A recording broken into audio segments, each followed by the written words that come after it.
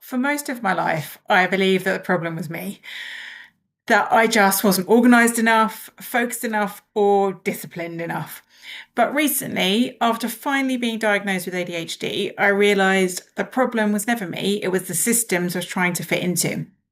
And now that I sort of stopped trying to fight my brain as much and I'm starting to work with it, things are starting to make a lot more sense. And yeah, we'll go into that a bit more. So,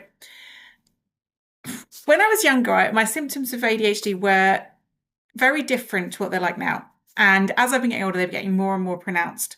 So over the last 2 or 3 years, since I kind of really learned a bit more about it, I've started to suspect I had ADHD.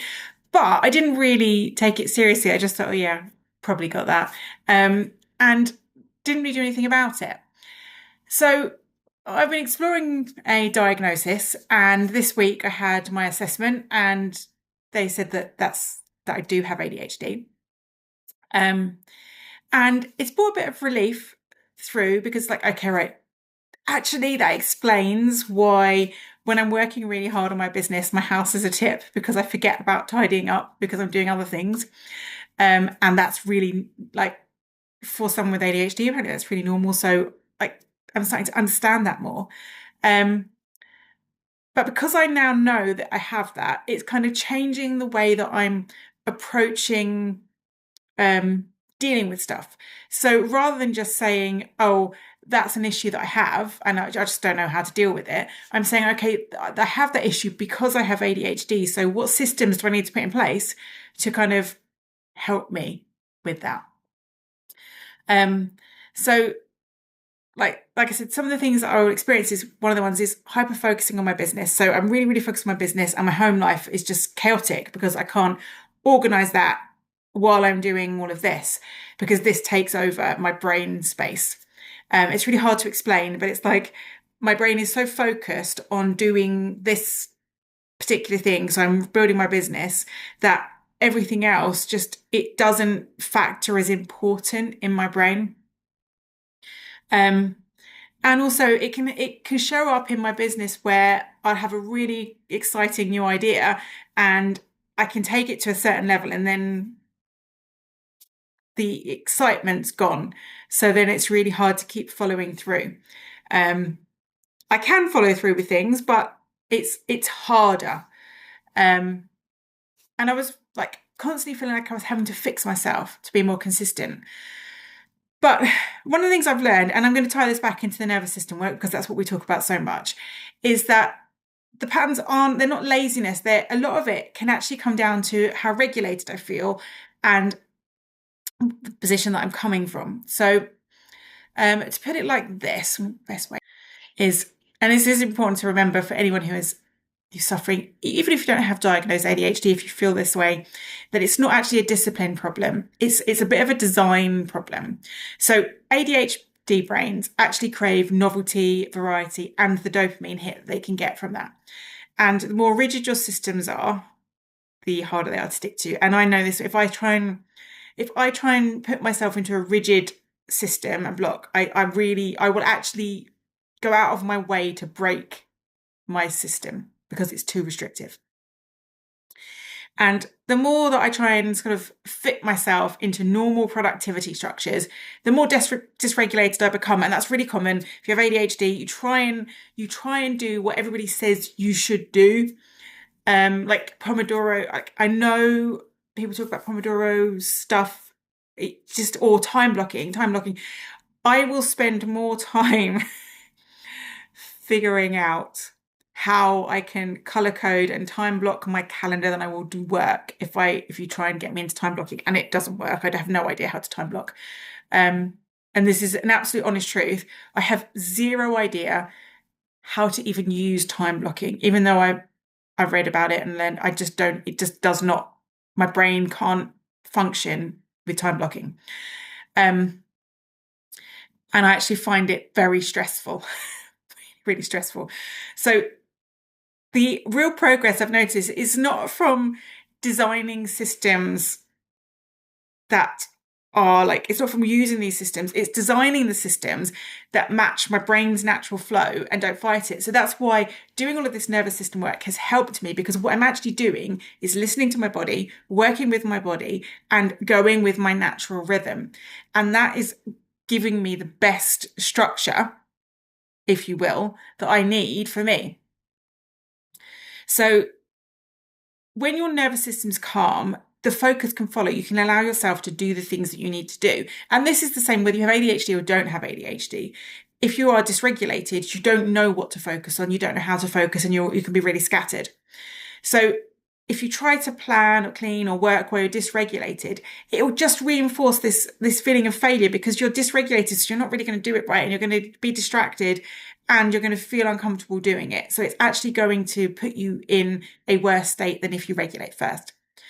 So when we do body first regulation, or when I do it, so breath or movement or sensory grounding or something that brings you back into your body, makes you feel like you're here and you're now and you're grounded and you're connected and everything's okay, it gives the brain the clarity to follow through. Well, it does mine anyway. You know, everyone is different, but I would advise it.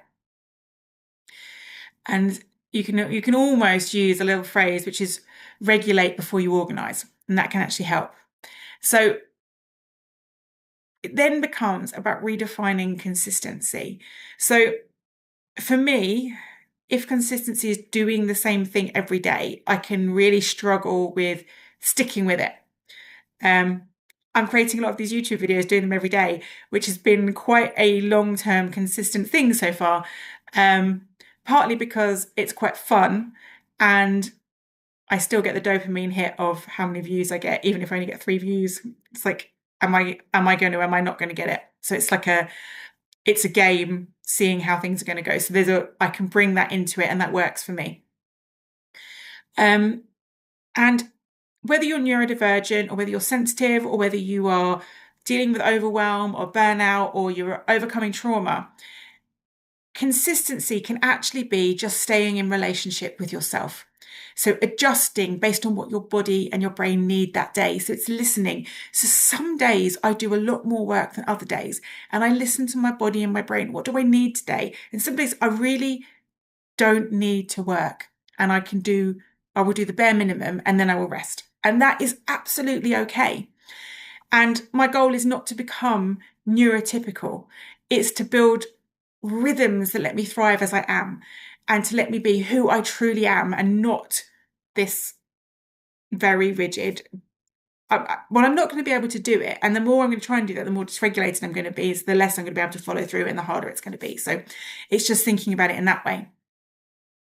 So we can practice a regulation reset. So when you're feeling dysregulated, there are lots of different resets you can do. But if you catch yourself pushing through or feeling scattered or overloaded, you can just try a really quick reset where you sit or stand where you are. So you don't have to go anywhere, don't have to do anything. And ideally you want your feet flat on the floor, because that's going to allow you to feel that grounded connection with the earth. So feel your feet connected to the earth. Come into that feeling. Feel how they connect with the earth. And then place one hand on your heart and one on your belly. So now you connect with your body. So you connect with how everything feels in your body. And then we can breathe in and out through the nose and out, into the nose, out through the mouth. And when you're doing that, notice the breath as it comes in, what happens with your hands, the body connection with the hands. So you're bringing it really into the body. So you inhale. And then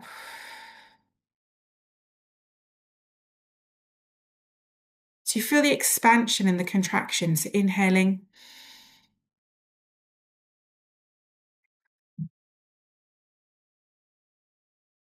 Allow your body to relax, release any tension. You might want to wiggle the shoulders if you need to, just coming into those sensations that you can feel.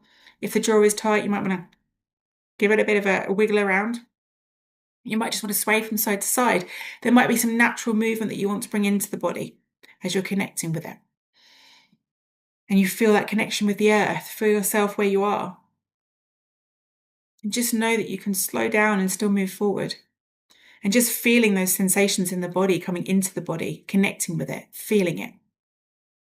And just repeat that whenever you notice that you're forcing focus instead of finding it. So for me, the more I work with my brain instead of against it, the more I realize I don't need to change who I am. I just need to build a life that fits me. Right. And it's so important to say that we don't have to fit any mold. And when we learn who we really are, that will allow us to express that in a honest and open way. And regulation gives me the space to see clearly, to follow through, and to stay grounded without losing who I really am.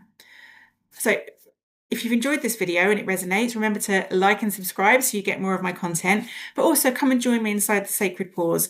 It's a completely free community where we explore nervous system regulation, rhythm, and presence together. Because you don't have to fix yourself to feel balanced. You just need to work with your own rhythm. I'm going to drop the link in the description, and I'd love to see you on the inside.